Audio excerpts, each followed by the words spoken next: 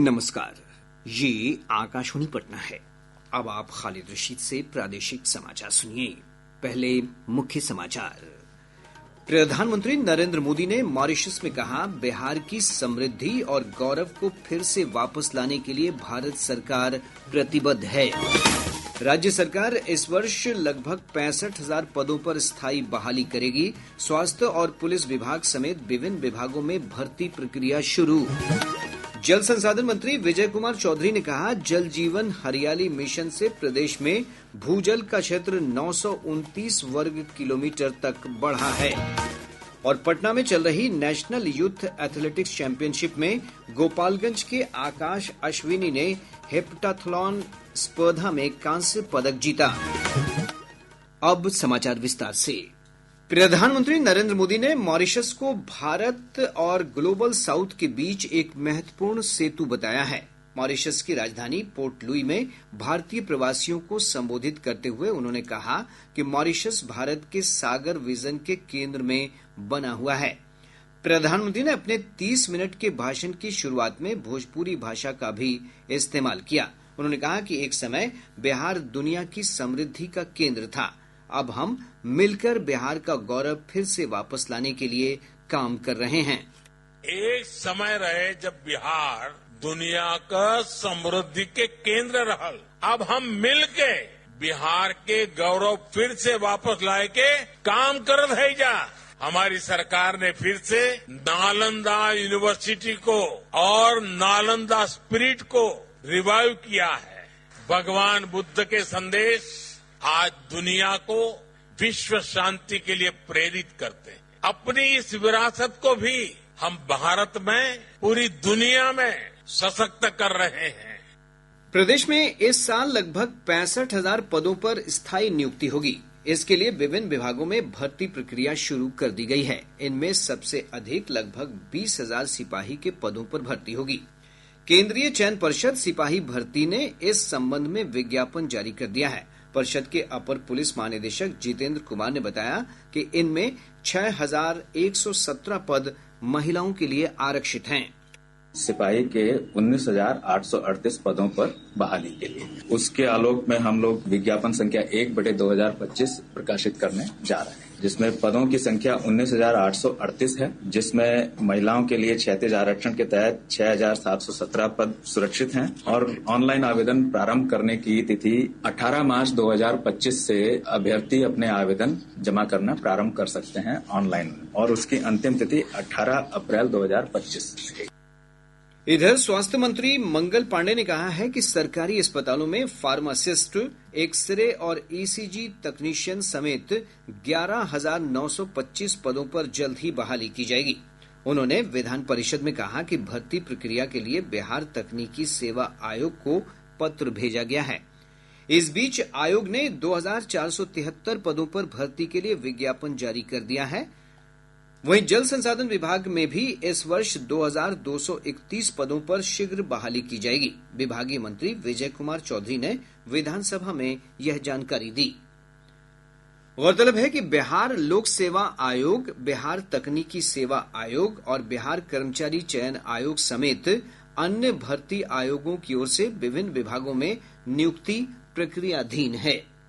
जल संसाधन मंत्री विजय कुमार चौधरी ने कहा है कि प्रदेश जल संकट के मुहाने पर खड़ा है। विधानसभा में विभागीय बजट पर सरकार का पक्ष रखते हुए उन्होंने कहा कि वर्ष 2050 तक प्रति व्यक्ति जल की उपलब्धता मात्र 635 घन मीटर रह जाएगी। उन्होंने आईआईटी पटना के शोध के हवाले से कहा कि अगले 25 वर्षों में लगभग 37% जल की उपलब्धता कम हो जाएगी। मंत्री ने कहा कि जल जीवन हरियाली मिशन के तहत संचालित योजनाओं के माध्यम से सरकार जल संकट को दूर करने का प्रयास कर रही है। अभी जो हम लोगों के विभाग ने आईआईटी पटना के साथ मिलकर एक सर्वे अध्ययन कराया है, उसमें आया है कि 50 तक अपना बिहार जल संकट से जूझना शुरू हो जाएगा। यहाँ हम लोगों ने उसके लिए 2 योजना बनाई है महोदय। एक तो ये है, पानी जो हम लोग अधिशेष पानी को दूसरे जगह पहुंचा रहे हैं, दूसरे इलाकों में, और दूसरा जो हमने कहा जल जीवन हरियाली कार्यक्रम, महोदय पिछली दफा से 2021-22 से 2024 में हम लोगों का 929 स्क्वायर किलोमीटर भूगर्भ जल का क्षेत्र बढ़ा है। राज्य सरकार ने कहा है कि राज्य कर्मियों के लिए कैशलेस स्वास्थ्य बीमा योजना लागू करने पर काम चल रहा है। विधान परिषद में स्वास्थ्य मंत्री मंगल पांडे ने कहा कि वित्त और स्वास्थ्य विभाग ने इस पर चर्चा की है और जल्द ही इसे लागू किया जाएगा। हम भी चाहते हैं कि कैशलेस सुविधा दिया जाए, इसीलिए तो इस प्रक्रिया को आगे बढ़ाए हैं और मैं माननीय सदस्य को इतना जरूर कहना चाहूंगा कि अगले वित्तीय वर्ष में इसका समाधान हम लोग निकालें। प्रदेश में गेहूं की खरीद 1 अप्रैल से शुरू होगी। सहकारिता विभाग ने जिला सहकारिता अधिकारियों, पैक्स और व्यापार मंडल के माध्यम से किसानों से गेहूं खरीदने के निर्देश दिए हैं। इसके अतिरिक्त भारतीय खाद्य निगम भी गेहूं खरीद के लिए क्रय केंद्र खोलेगा।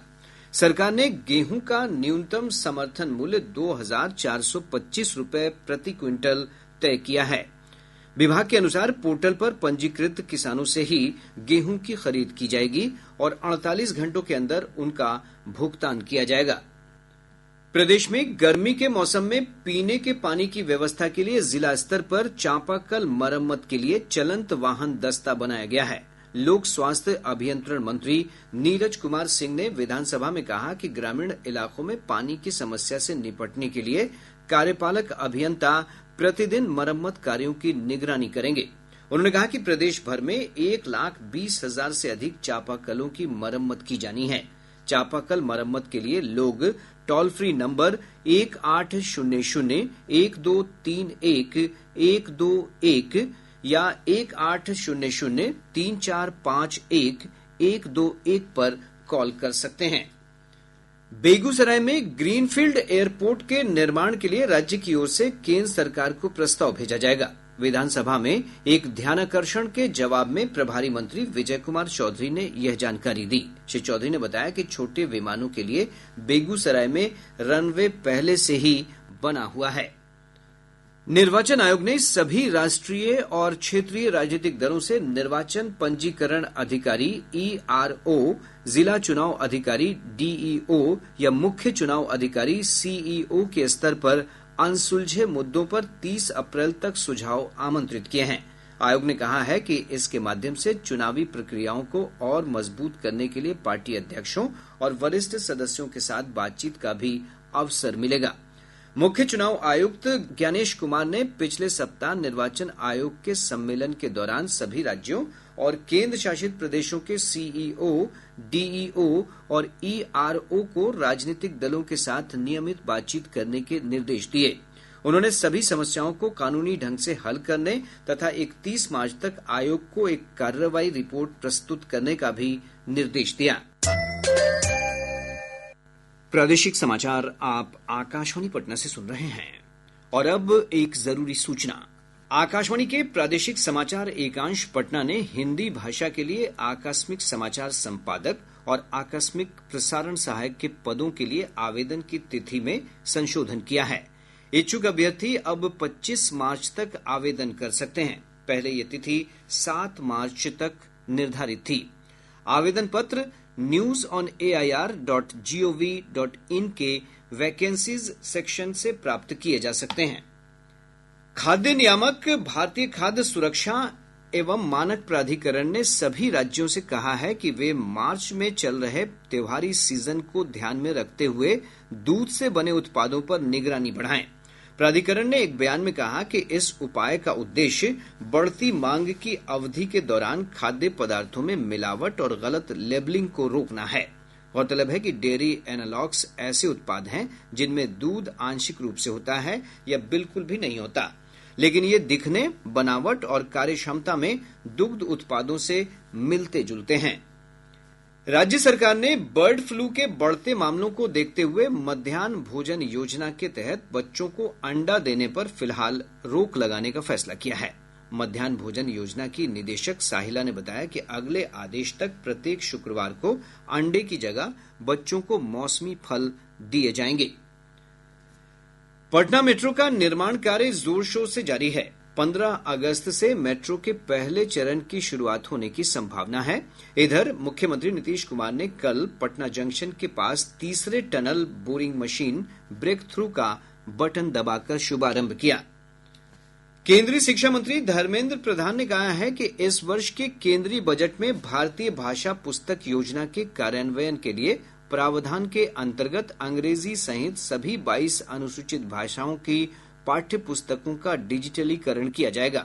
श्री प्रधान ने राज्यसभा में बताया कि राष्ट्रीय शिक्षा नीति में कोई भी भाषा थोपी नहीं गई है और बहुभाषावाद समय की मांग है। हमारी एक दृष्टिकोण है भारत की सभ्यता को कैसे देखना।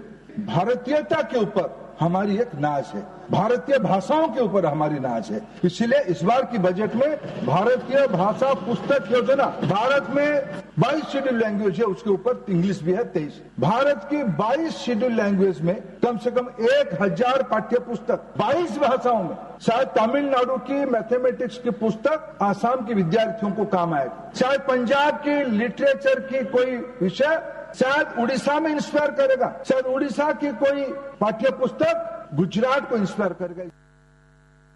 भारतीय रिजर्व बैंक ने घोषणा की है कि महात्मा गांधी के चित्र वाले 100 और 200 रुपए के नई सीरीज के नोट शीघ्र जारी किए जाएंगे। रिजर्व बैंक के अनुसार इन नोटों का डिजाइन महात्मा गांधी के चित्र वाले मौजूदा 100 और 200 रुपए के नोटों से मिलता जुलता होगा। आरबीआई ने स्पष्ट किया है कि पूर्व में जारी किए गए सभी 100 और 200 रुपए के नोट वैध मुद्रा बने रहेंगे। पूर्वा हवा के प्रभाव से राज्य के अधिकतम और न्यूनतम तापमान में बढ़ोतरी हुई है। पिछले 24 घंटों के दौरान 34.5 डिग्री सेल्सियस अधिकतम तापमान के साथ बक्सर राज्य का सबसे गर्म स्थान रहा। पटना के पाटलिपुत्र खेल परिसर में चल रही 20वीं नेशनल यूथ एथलेटिक्स चैंपियनशिप में गोपालगंज के आकाश अश्विनी ने कांस्य पदक जीता है। अब पटना से प्रकाशित प्रमुख समाचार पत्रों की सुर्खियां।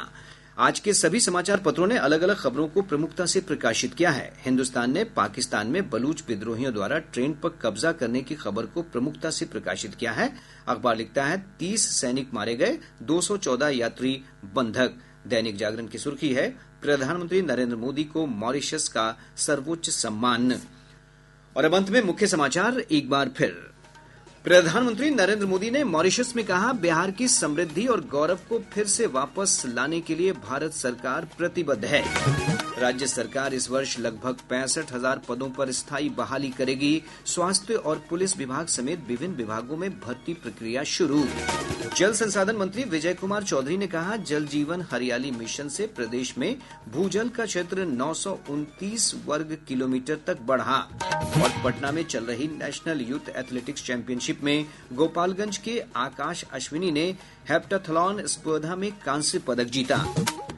इसके साथ ही आकाशवाणी पटना से प्रसारित प्रादेशिक समाचार का ये अंक समाप्त हुआ। आकाशवाणी पटना से अगला समाचार बुलेटिन दोपहर बाद 3:10 पर प्रसारित किया जाएगा।